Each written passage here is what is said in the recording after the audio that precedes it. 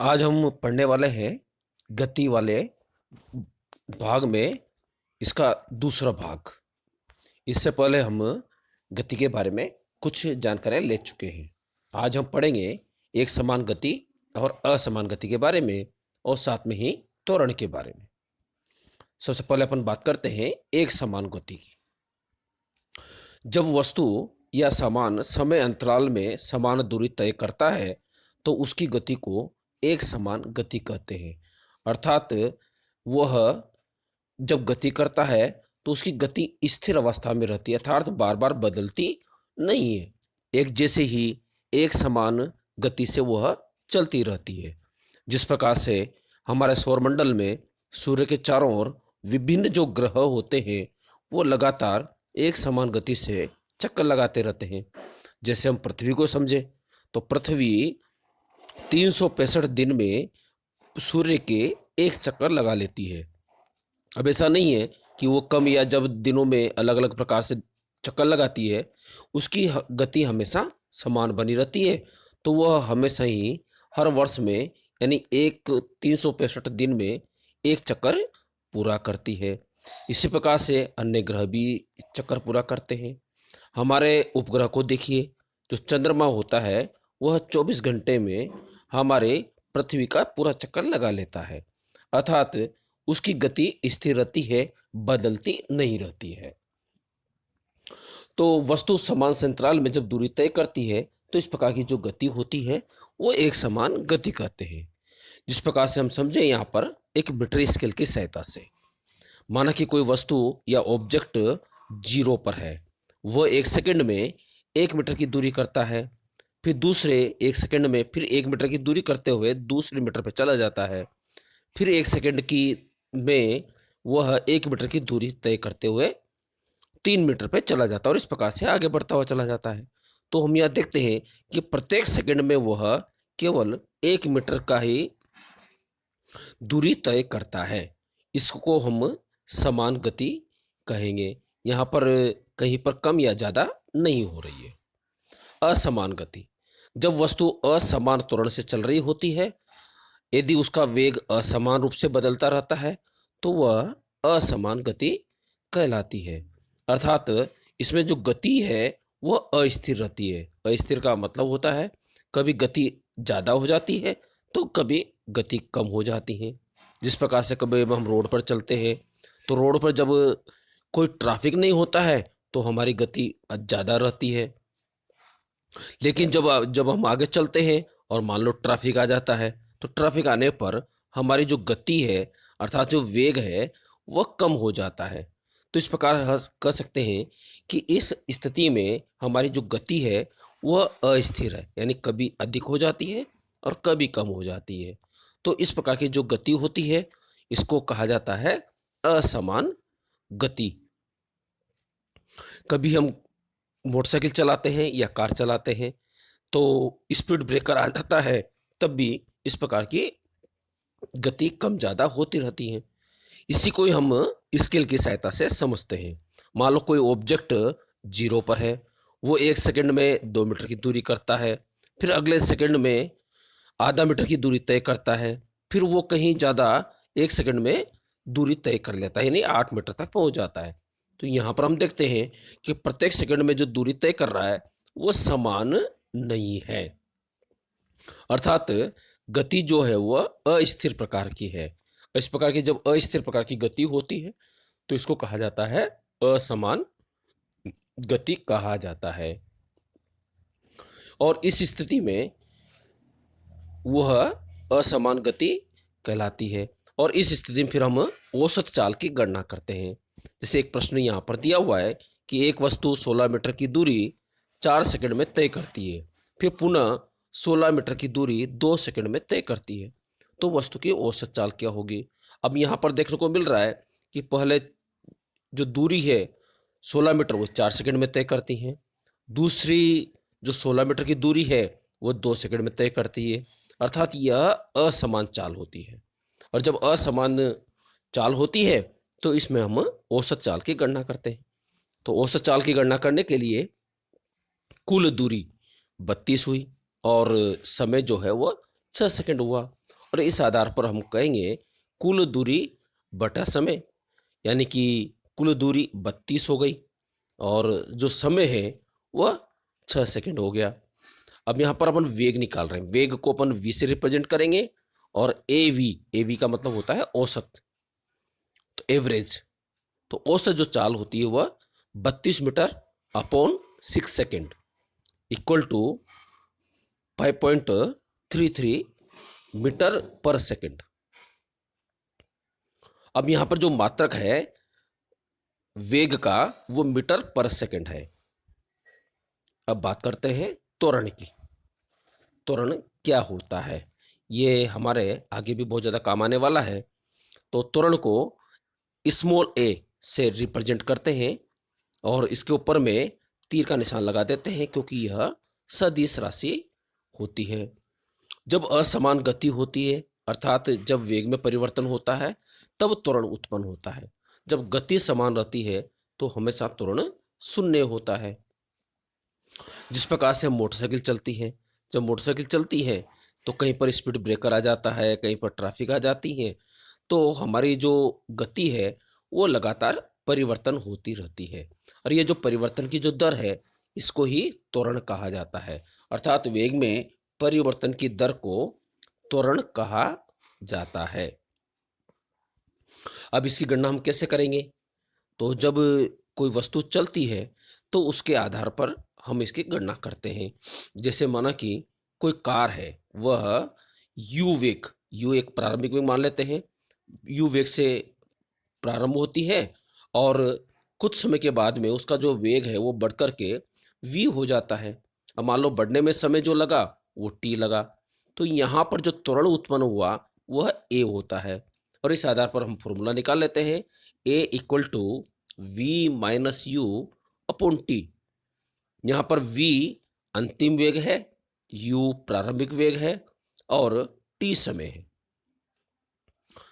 तो इस आधार पर हम जब अंतिम वेग में से प्रारंभिक वेग को माइनस करेंगे और उसमें समय का भाग दे देंगे तो वेग में जो परिवर्तन की जो दर है वो हमारे सामने आ जाएगी और हम इसकी गणना कर पाएंगे।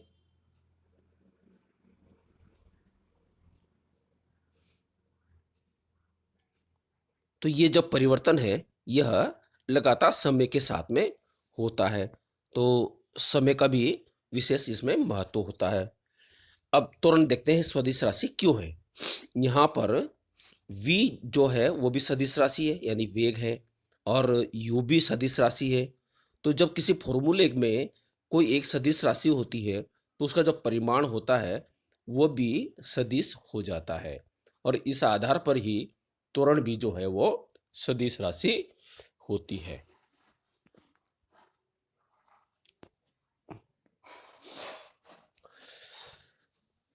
अब इसका हम मात्रक निकालते हैं, तो जैसे v माइनस यू यानी ये वेग है और इसका जो मात्रक है वो मीटर पर सेकंड है और जो समय है उसका भी सेकंड है और इस आधार पर ये हो जाएगा मीटर पर सेकंड स्क्वायर। एक उदाहरण के तौर पर माना कि यहाँ पर जो कोई वस्तु है वह 2 मीटर पर सेकंड की दर से चल रही थी, बाद में इसका वेग 10 मीटर पर सेकंड हो जाता है और इसमें जो समय लगता है वो 2 सेकंड लगता है। तो हमें यहाँ पर इसके आधार पर त्वरण की गणना करनी है। तो त्वरण की गणना करेंगे तो इसमें u का मान दिया हुआ है, v का मान दिया हुआ है और t का मान भी दिया हुआ है। जब हम इसे सूत्र में रखते हैं तो हमारे पास में आंसर आता है 4 मीटर पर सेकंड स्क्वायर। यानी इस स्थिति में जो a यानी कि त्वरण जो उत्पन्न हुआ वह 4 मीटर पर सेकंड स्क्वायर का उत्पन्न हुआ। अब हम दूसरी विपरीत स्थिति देखते हैं कि माना कि u बराबर 10 मीटर पर सेकंड और v का जो मान है वह 2 मीटर पर सेकंड। यानी यहाँ पर जब वस्तु को ब्रेक लगाया या गति कम हो जाती है तो उसका वेग भी कम हो गया और समय वही 2 सेकंड रखते हैं। तो इस कंडीशन में जो सूत्र में मान रखने पर यह आता है -4 मीटर पर सेकंड स्क्वायर। माइनस का जो अर्थ है यहाँ पर वह कि यह है कि गति धीरे धीरे कम हो रही है या त्वरण जो है वह कम हो रहा है। ये इसका मतलब होता है, इसको अपन को बोलते हैं बंधन। अब गति के बारे में आ जाते हैं। तो गति दो प्रकार की होती है, एक तो एक समान गति और एक असमान गति। एक समान जो गति होती है उसमें त्वरण शून्य होता है, अर्थात गति जो है वो स्थिर होती है, एक जैसी गति लगातार चलती रहती है। असमान गति में जो है वो त्वरण जीरो नहीं होता है, अर्थात वह अस्थिर होती है। गति को जो निकालने के लिए फॉर्मूला है वह दूरी बटा समय पर काम में लेते हैं, जबकि असमान गति के लिए तीन प्रकार की समीकरणें काम में आती है। इन्हें अपन गतिज समीकरणें कहते हैं। v equal to u plus a t, s equal to u t plus half a t square, और 2as equal to v square minus you square. अब आपके मन में ये आ रहा होगा कि ये सब चीज़ें u क्या है, v क्या है, t क्या है, a क्या है, ये बहुत सारी चीज़ें जो अब इसमें काम आने वाली है। तो इसको इस प्रकार से समझ सकते हैं कि माना कि कोई गाड़ी है, वो प्रारंभिक एक u से चलना प्रारंभ होती है और बाद में उसका जो वेग है वो v हो जाता है। तो इस स्थिति में जो त्वरण जो है वो a उत्पन्न होता है और समय जो है वह t लगता है।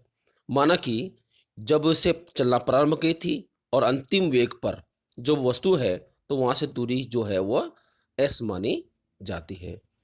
तो ये सब चीज़ें हमें याद रखना है। तो इस वीडियो में आज अपने सीखा एक समान गति और असमान गति क्या होती है।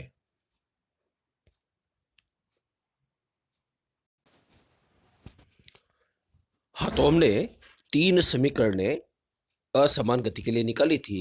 v equal to u plus a t, s equal to u t plus half a t square, और 2as equal to v square minus you square. अब आपके लिए ये कठिन होता होगा कि ये समीकरण कैसे आई, तो इसको अपन बहुत सिंपल तरीके से निकालना सीखेंगे। यह गतिज समीकरणें होती हैं और इसको हम समझने का प्रयास करते हैं। तो तीनों जो समीकरणें हैं वो हमारे को गति से संबंधित विभिन्न प्रकार की जो प्रक्रियाएं होती हैं उसकी गणना करने में हमारा योगदान देती है और इनकी सहायता से हम आसानी से गणना कर सकते हैं।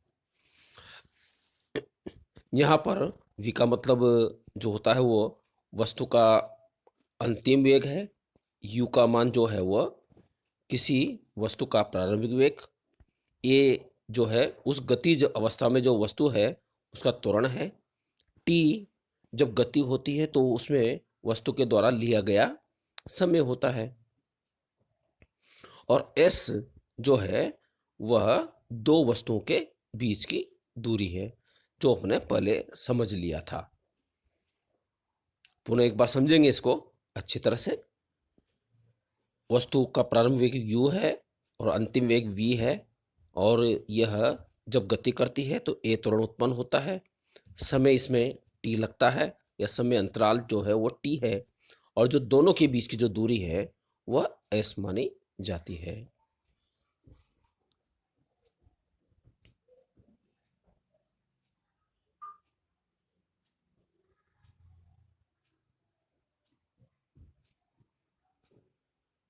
और ये जो पांच मान है, ये पांच मान हमें विशेष प्रकार से याद रखना है, क्योंकि सभी प्रकार की जो गति गणनाएं होती है वो हमें इसी आधार पर उनको करना है। यहाँ पर u वस्तु की प्रारंभिक गति, v वस्तु की अंतिम गति, a वस्तु का त्वरण, s वस्तु के द्वारा तय की गई दूरी है, और t वस्तु के द्वारा लिया गया समय है। जब भी हमें किसी समीकरण की गणना करनी होती है तब ये पांचों जो मान होते हैं ये हमें लिखना होता है, और जब अपन इसको लिखेंगे तब ही हम अच्छी तरह से समीकरण को प्राप्त कर पाएंगे और समीकरण को हल कर पाएंगे। अब बात करते हैं त्वरण की परिभाषा से। त्वरण की परिभाषा हमने जैसे पहले आया था, यहाँ पर ये पहले हम पढ़ चुके थे कि किसी वस्तु की वेग में जो परिवर्तन की दर होती है वह त्वरण कहलाती है, और उसी आधार पर हमने फॉर्मूला निकाला था a equal to we minus you upon T, और इसी के आधार पर हम समीकरण का निर्माण करते हैं।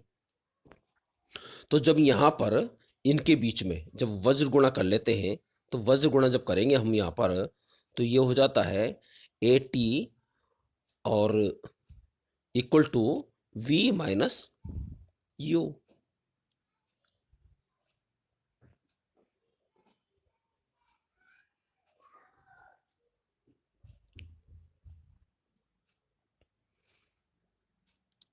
और अब हम थोड़ा सा इसमें परिवर्तन कर देते हैं। परिवर्तन करते हैं, u को अपन पक्षांतर कर देते हैं। पक्षांतर करते ही ये हो जाता है u plus a t equal to v, या इसको अपन दूसरे प्रकार से भी लिख सकते हैं, v equal to u plus a t. यह हमारी गति की प्रथम समीकरण हो जाती है। पुनः इसको एक बार किताब में से देख करके भी और करने का अभ्यास करने का प्रयास करेंगे, क्योंकि यह जो समीकरण है वह त्वरण की जो समीकरण थी उसी से ही इसका निर्माण हुआ है और बहुत ही सिंपल तरीके से हमारे पास में आ जाती है। आगामी जो दो समीकरण है वो गति की परिभाषा पर आधारित है, और गति की परिभाषा हमने पहले देख चुके हैं। यहाँ पर ये गति या वेग जो होता है वो विस्थापन बटा समय, यानी जो विस्थापन होता है जब वस्तु चलती है एक स्थान से जब दूसरे स्थान पर चलती है तो उसमें कितना विस्थापन हुआ, और वो विस्थापन की जो दर है वह वेग कहलाती है। और इसी के आधार पर हम गति की दूसरी और तीसरी समीकरण को लाने का प्रयास करेंगे। इससे आने से पहले हम देखें यहाँ पर ये कि v का मान रखा, v का मान अपन ने पहले निकाला था v u plus v upon two, यहाँ पर रख देंगे। और इसी आधार पर हम यहाँ पर एस टी, तो u plus v upon two equal to s t, और यहाँ पर आकर के इनको जब वज्र गुणा करेंगे तो वज्र गुणा करने पर देख लीजिए यहाँ पर वज्र गुणा पर 2as equal to u plus v into t हो जाता है। फिर दो को अपन जो है नीचे कर देते हैं तो यह बन जाता है s equal to u plus v upon two, ये कोष्टक में ले लिया और इंटू टी कर दिया। यह पक्षांतर करने पर ऐसा होता है। फिर इसी के समीकरण को और आगे बढ़ाते हैं हम यहाँ पर, और ये जो समीकरण होता है इसी में हम अलग अलग तरह से मान रख करके गति की दूसरी और तीसरी समीकरण बनाते हैं। जब v का मान अपन रखेंगे तो दूसरी समीकरण निकलेगी, और जब t का मान रखेंगे तो तीसरी समीकरण का निर्माण हो जाता है। तो इसको याद रखेंगे, s equal to u plus v upon two into t. इसी के आधार पर आगामी दोनों समीकरणों का निर्माण होता है। तो पहले दूसरी समीकरण निकालते हैं। तो हमारे पास में जैसे s equal to u plus v upon two into t आया हुआ था, और ये जो पहले हम पढ़ चुके हैं A equal to we minus you upon T, और इसी आधार पर अपन v का मान निकालेंगे तो v बराबर u प्लस ए टी। अब ये जो v का जो मान है वो यहाँ पर v की जगह पर रख देते हैं। जब रख देंगे तो ये आ जाता है u plus a T upon two into T.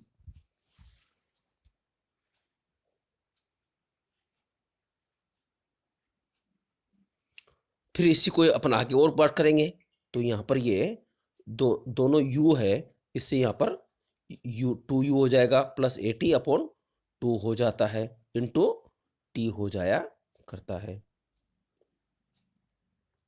इस आधार पे आया you t plus half eighty एक एक एक एटी स्क्वायर अपॉन टू।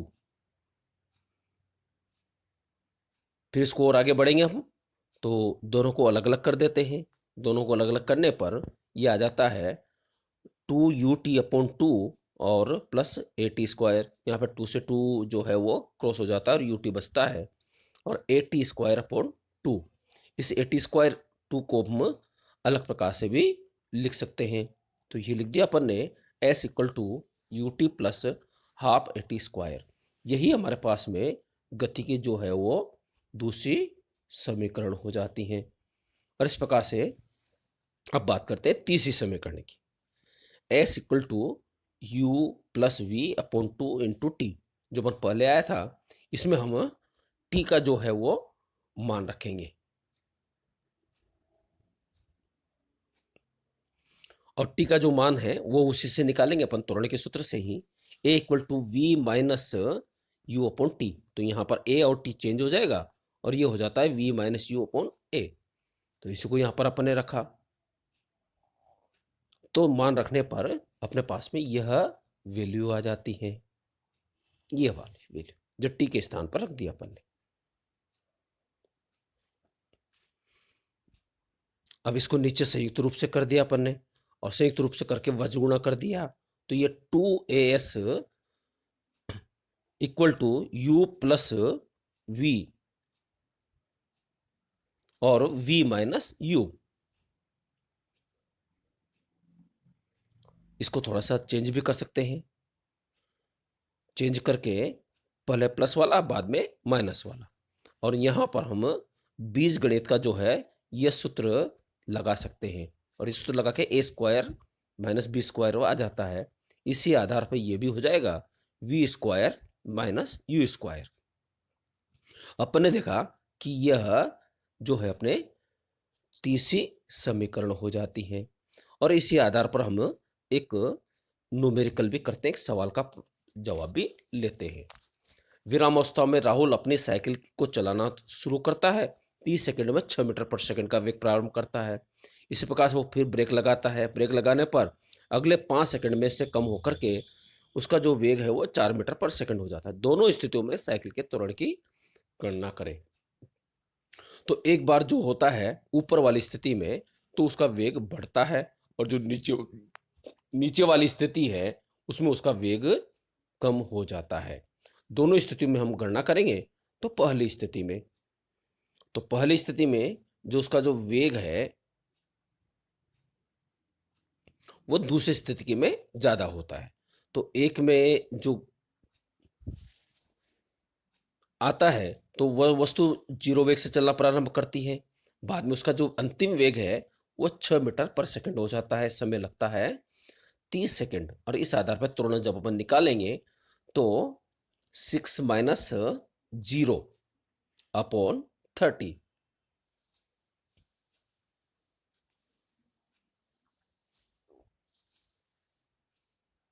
और इस आधार पर जो इसका जो त्वरण निकलता है वह 0.2 मीटर पर सेकंड स्क्वायर आ जाता है। यह तो पहली स्थिति में, अर्थात उसका जो वेग में जो बढ़ोतरी होती है वह 0.2 मीटर पर सेकंड स्क्वायर के आधार पर होती है। दूसरी अवस्था में जब वो ब्रेक लगाता है तो उसके वेग में कमी आती है। जब कमी आती है तो क्योंकि प्रारंभ वेग 6 मीटर पर सेकंड ब्रेक लगाना प्रारंभ किया था और ब्रेक लगाने के बाद में जो है वो 4 मीटर पर सेकंड पे आ जाती है और उसमें समय लगता है 5 सेकंड का। और इस आधार पर जो त्वरण जो उत्पन्न होता है वह 0.4 मीटर पर सेकंड से उत्पन्न होता है। यहाँ पर जो ऋणात्मक आता है वो ऋणात्मक का अर्थ होता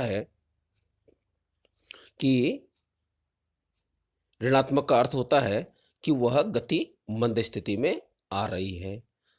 तो इस सवालों को, इस प्रकार के जो सवाल है वो हमें इस किताब में भी, अपनी जो किताब है उसमें मिल जाएंगे। उसमें हमें और भी सवाल देखने चाहिए। अब आगे हम करेंगे ग्राफ के बारे में चर्चा अगले वीडियो में।